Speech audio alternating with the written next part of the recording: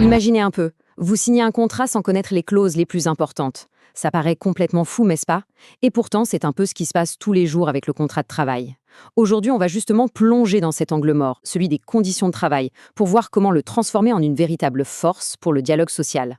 Alors, c'est quoi exactement ce fameux angle mort? Eh bien, tout part d'un paradoxe, d'une absurdité en fait, qui se cache au cœur du document qui régit toute notre vie pro, le contrat de travail. Honnêtement, la question est tellement absurde que la réponse est évidente. Jamais de la vie. Personne ne prendrait un risque pareil pour son logement. Et pourtant, cette analogie, toute bête, elle va nous révéler quelque chose d'assez dérangeant sur notre rapport au travail. Parce que, figurez-vous que, pour le contrat de travail, c'est la norme. On signe pour un salaire, pour des horaires, d'accord, mais le comment on va travailler, l'ambiance, la charge mentale, les outils qu'on aura, la pression, tout ça, ça reste un énorme non-dit. C'est cette page blanche, en fait, qui est le véritable angle mort. Mais alors pourquoi ce flou artistique continue d'exister? On pourrait se dire que la loi est là pour nous protéger. Sauf qu'en réalité, et c'est là que ça devient intéressant, c'est le cadre légal lui-même qui, paradoxalement, entretient ce silence. Le système juridique, au lieu de vraiment forcer la discussion, il passe un peu à côté. Le Code du travail est un vrai millefeuille sur cette question. Prenez les entretiens obligatoires, par exemple. Non seulement ils sont rares, mais en plus, ils ratent l'essentiel. L'un va parler de la charge de travail, mais seulement pour une petite minorité de salariés. L'autre va parler de l'avenir, de la carrière, mais aucun ne s'intéresse vraiment au quotidien du travail, là, maintenant. Et même le fameux entretien annuel d'évaluation, il tombe dans le même panneau. On y parle des résultats, des objectifs, mais quasiment jamais des moyens et du contexte qui ont permis ou pas de les atteindre. Le message qu'il y a derrière, même s'il n'est jamais dit clairement, c'est les conditions de travail, c'est notre affaire. À nous, l'employeur. Ce n'est pas un sujet de discussion. Sauf que ce silence, il a un coût. Et c'est un coût exorbitant. Un coût payé à la fois par la santé des salariés et par la performance des entreprises. Voyons un peu ensemble ce que ça représente concrètement. Regardez bien ce chiffre, 99%. Non, ce n'est pas une faute de frappe.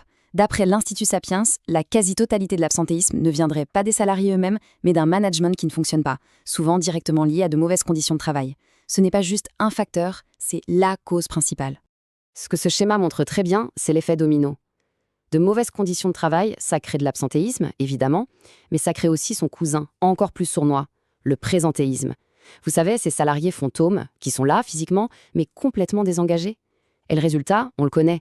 La motivation s'écroule, les bons éléments s'en vont, et le dialogue social devient une coquille vide. Du coup, la confiance s'abîme.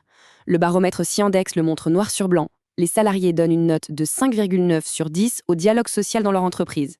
Mais leurs propres représentants, ceux qui sont en plein dans les négociations, lui donnent une note bien plus sévère, 4,8. Cet écart, il est énorme et il veut tout dire. Ceux qui sont au front voient bien que la situation se dégrade. Et ce silence, il a des racines profondes.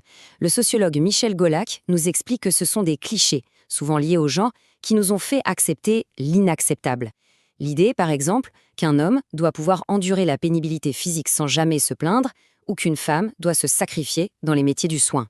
Ces stéréotypes, ce sont de véritables prisons mentales qui rendent la souffrance au travail normale. Et aujourd'hui, le mal a un peu changé de visage. La souffrance n'est plus seulement physique, visible. Comme le disent Volkoff et Golac, la pression, elle, est devenue universelle. Elle est plus psychologique, plus diffuse, et la compétition permanente entre les gens a souvent cassé les anciennes solidarités qui pouvaient protéger. Bon, alors, face à ce constat un peu sombre, est-ce qu'on est condamné à ne rien faire? La réponse est non.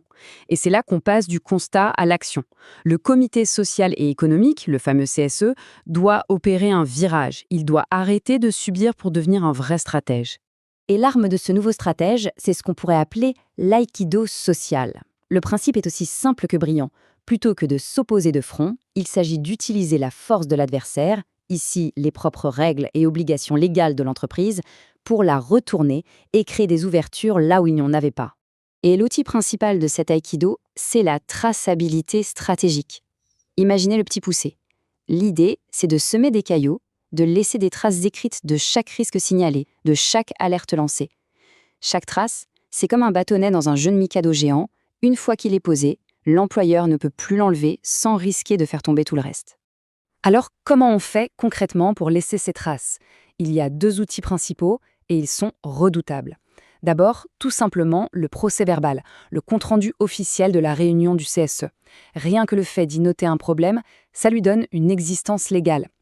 Et pour frapper plus fort, il y a la résolution votée par les élus qui oblige l'employeur à sortir du silence et à donner une réponse argumentée par écrit.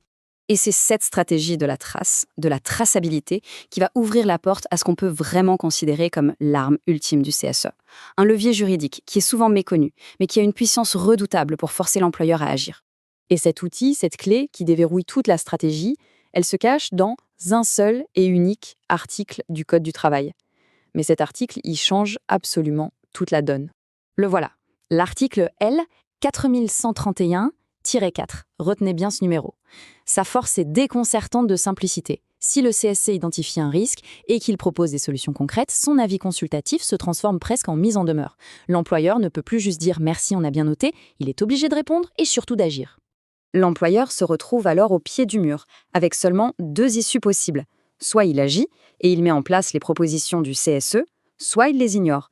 Mais s'il choisit de ne rien faire et qu'un accident arrive, la justice considérera automatiquement qu'il a commis une faute inexcusable. Et ça change tout. Le fardeau de la preuve s'inverse, ce n'est plus au salarié de prouver la faute, c'est à l'employeur de prouver qu'il a tout fait pour l'éviter. Mais attention, il y a une règle d'or, un détail capital à respecter. Pour que cette arme fonctionne, le sujet doit être officiellement débattu et voté en réunion plénière du CSE. La commission Santé et Sécurité, la CSSCT, peut faire tout le travail de préparation, mais c'est le vote en CSE qui déclenche le mécanisme. C'est une subtilité de procédure, c'est vrai, mais c'est elle qui est la clé de voûte de toute la stratégie.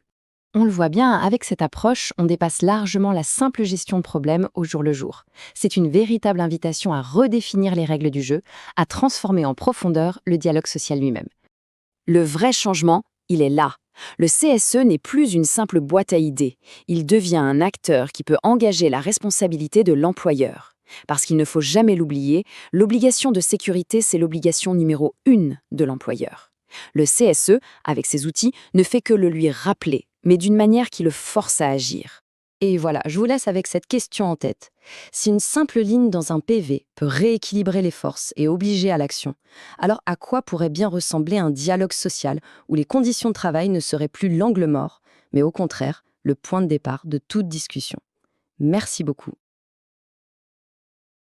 Propulsez votre avenir avec Synergie RP. Découvrez une nouvelle vision du conseil et de la formation stratégique.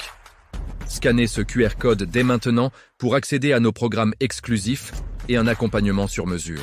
Donnez une dimension supérieure à vos projets professionnels avec l'expertise de nos consultants dédiés. Synergie RP, l'expertise au service de votre réussite. Scannez et commencez votre transformation aujourd'hui.